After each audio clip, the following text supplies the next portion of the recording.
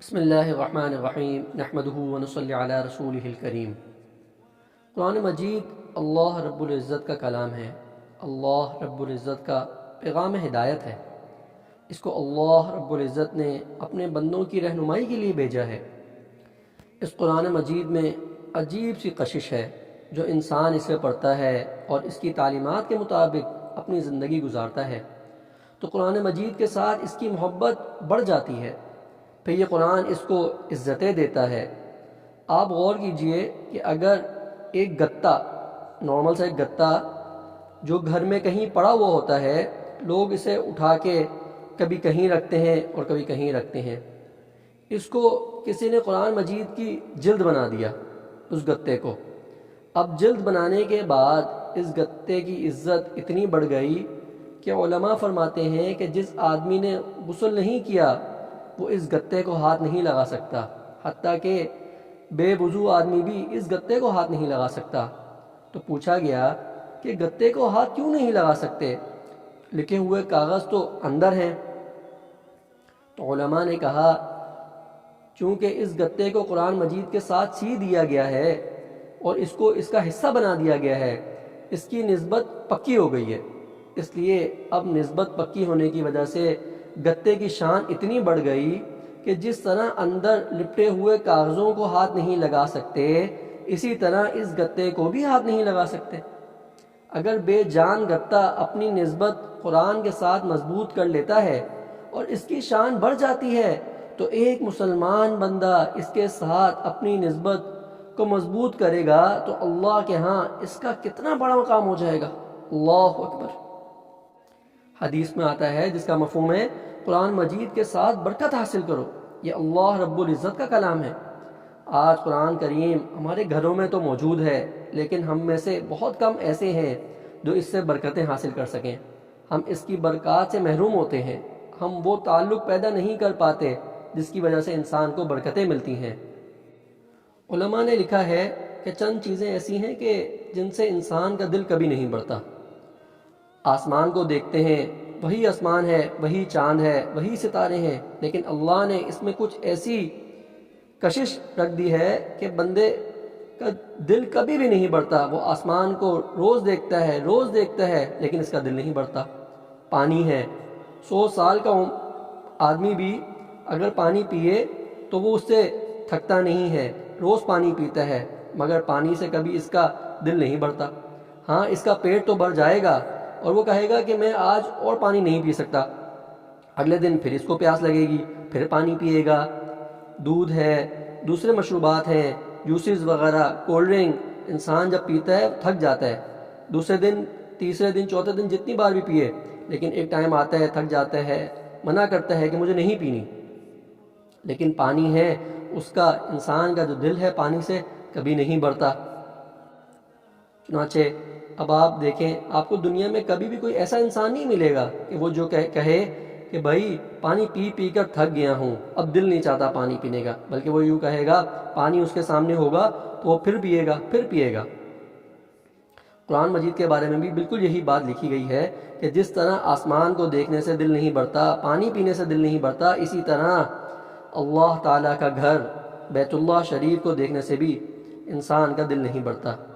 لوگوں کو وہاں حاضری کی جب توفیق نصیب ہوتی ہے، وہ جتنی بار بیت اللہ کو دیکھتے ہیں اتنی بار دیکھنے کی لذت ان کو ملتی ہے۔ اسی طرح علماء نے لکھا ہے کہ مومن کا دل قرآن مجید کو پڑھنے سے نہیں بھرتا۔ حضرت عثمان غنی رضی اللہ تعالیٰ عنہ فرمایا کرتے تھے کہ جس انسان نے اپنے دل سے ظلمت کو دور کر لیا، اس کی پہچان یہ ہے کہ اس کا دل قرآن مجید پڑھنے سے کبھی بھی بھر ہی نہیں سکتا۔ ہاں، دل میلا ہو تو پھر ایک رکوع پڑھنا بھی بڑا مشکل ہو جاتا ہے۔ یہ ایسا ہی ہے جیسے کوئی بندہ بیمار ہو تو اس کا روٹی کھانے کو دل نہیں کرتا، صحت مند ہو تو روز روٹی کھانے کو دل کرتا ہے۔ اگر روحانی بیماریاں نہ ہوں، دل صاف ہو، پاکیزہ ہو، تو اس کی پہچان یہ ہے کہ مومن کا دل کبھی قرآن پڑھنے سے نہیں بھرتا۔ اللہ رب العزت نے قرآن مجید میں ایک عجیب لذت رکھی ہے۔ دنیا میں اور کوئی کتاب ایسی نہیں ہے، کوئی کتاب اچھی لگی، اس کو ایک دفعہ پڑھ لو، 2 دفعہ پڑھ لو، تیسری دفعہ پڑھنے کو دل نہیں کرتا۔ یہ قرآن مجید کا اعزاز ہے کہ جتنا اس کو پڑھتے جاؤ اتنا دل میں اور پڑھنے کی طلب بڑھتی چلی جاتی ہے۔ ایک نوجوان پاکستان سے امریکہ چلا گیا اور وہاں جا کر وہ وہیں کی زندگی میں گم ہو گیا۔ اس کے آفس میں ایک کرسچن لڑکی تھی، اس کے ساتھ اس کے تعلقات بن گئے اور اس نے یہ فیصلہ کیا کہ میں نے اس لڑکی کے ساتھ شادی کرنی ہے۔ تو اس نے اس لڑکی کو شادی کا پیغام دیا تو اس لڑکی نے کہا کہ میں اپنے ماں باپ سے پوچھ کے مشورہ کر کے پھر جواب دوں گی۔ اس کے ماں باپ مسلمان کو پسند ہی نہیں کرتے تھے، لیکن بیٹی کی بات کو وہ رد نہیں کر سکے۔ تب انہوں نے کہا اگر یہ نوجوان ہماری شرائط پوری کر دے تو پھر ہم تمہاری شادی سے کروا دیں گے۔ اور شرائط انہوں نے ایسی عجیب رکھی کہ ان کو یقین تھا کہ یہ پوری نہیں کر سکے گا۔ پہلی شرط یہ تھی کہ اگر شادی ہو گئی تو یہ نوجوان اپنی جگہ کو چھوڑ دے گا اور ہمارے گھر کے قریب آ کر اپنا گھر لے لے گا اور وہیں پہ کام کاروبار جاب وغیرہ کرے گا۔ نوجوان نے اس بات کو قبول کر لیا۔ دوسری شرط انہوں نے یہ رکھی کہ جس حد تک بھی اس کے دوست احباب جو کچھ بھی ہیں ان سب کو چھوڑ دے گا، نہ فون کرے گا۔ اس نے اس کو بھی مان لیا، اور جو ہماری کمیونٹی کے دوست ہیں ان کو اپنا دوست بنائے گا اور انہی سے تعلق رکھے گا۔ اس نے اس کو بھی مان لیا۔ تیسری شرط انہوں نے یہ لگائی کہ اپنے ماں باپ سے بھی ہمیشہ کے لیے یہ اپنا رابطہ توڑ دے گا۔ اس نے اس کو بھی مان لیا۔ چوتھی شرط انہوں نے یہ رکھی کہ اپنے ملک کبھی واپس نہیں جائے گا، یہیں رہے گا۔ اس نے یہ بھی مان لیا۔ پانچویں شرط انہوں نے بڑی عجیب رکھی، وہ یہ کہ ہم سنڈے والے دن چرچ جاتے ہیں تو یہ بھی ہمارے ساتھ ہی چرچ جائے گا۔ اس نے اس شرط کو بھی مان لیا۔ اس لڑکی کی محبت میں ایسا اندھا ہوا کہ اس نے سب کچھ چھوڑ دیا۔ چنانچہ یہاں یہ رہتا رہا۔ پتہ چلا یہ ایک دن وہاں سے غائب ہو گیا، نہ دفتر والوں کو پتہ، نہ دوستوں کو پتہ۔ 1 مہینہ 2 مہینہ لوگوں نے اس کو بڑا ڈھونڈا، بڑی اس کی تلاش کری، لیکن یہ نہیں ملا۔ لوگ 1 سال تک تو اس کو ڈھونڈتے رہے، اس کو یاد کرتے رہے، پھر آہستہ آہستہ اس بندے کو وہ بھول گئے۔ ایک دن امام صاحب مسجد میں آئے فجر کی نماز کے لیے، تو انہوں نے دیکھا کہ یہ نوجوان آیا اور وضو کرنے لگا۔ وہ بڑے حیران ہوئے، یہ زمین میں سے آیا یا پہاڑ سے اترا یا آسمان سے پھینکا گیا ہے، کدھر سے یہ آدمی آ گیا ہے؟ خیر وہ بڑے سمجھدار تھے، انہوں نے نماز پڑھائی اور اس کو اپنے ساتھ اندر کمرے میں لے گئے اور کہا بھائی آپ کے ساتھ تو ہمارا بڑا تعلق تھا، اتنا عرصہ ہم ایک دوسرے سے دور رہے، آؤ ایک کپ چائے کا پی لیتے ہیں۔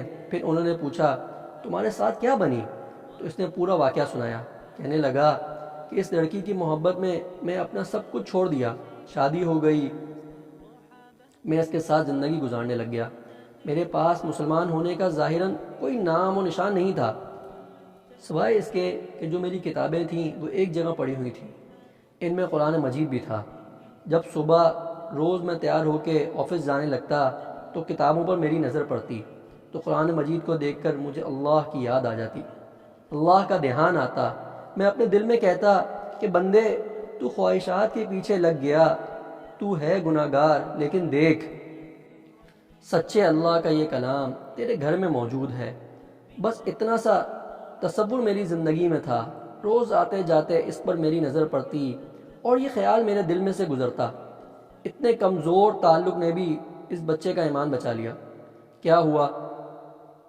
کہتا ہے کہ میں ایک دن آیا تو دیکھا کہ وہ کتاب وہاں موجود نہیں تھی۔ کہتا ہے میں نے بیوی سے کہا کہ ایک کتاب یہاں تھی، وہ کدھر ہے؟ اس نے کہا جناب میں نے آج گھر کی صفائی کی، جس کتاب کو نہ تم نے پڑھنا نہ میں نے پڑھنا، اس کتاب کو میں نے کچرے کے ڈبے میں ڈال دیا ہے۔ کہتا ہے یہ سننا تھا اور اسی وقت میں اٹھا اور میں اس طرف گیا جہاں اس نے کتابیں پھینکی تھیں۔ باہر جا کر میں نے قرآن مجید کو ڈھونڈا، اس کو چوما، آنکھوں سے لگایا، سینے سے لگایا۔ وہ کھڑکی میں سے مجھے یہ دیکھ رہی تھی کہ یہ کیا کر رہا ہے۔ جب واپس گھر آیا تو وہ کہتی ہے یہ کیا پاگلوں والی حرکتیں کر رہے ہو؟ میں نے کہا یہ میرے اللہ کا قرآن ہے اور یہ میرے گھر میں ہمیشہ رہے گا۔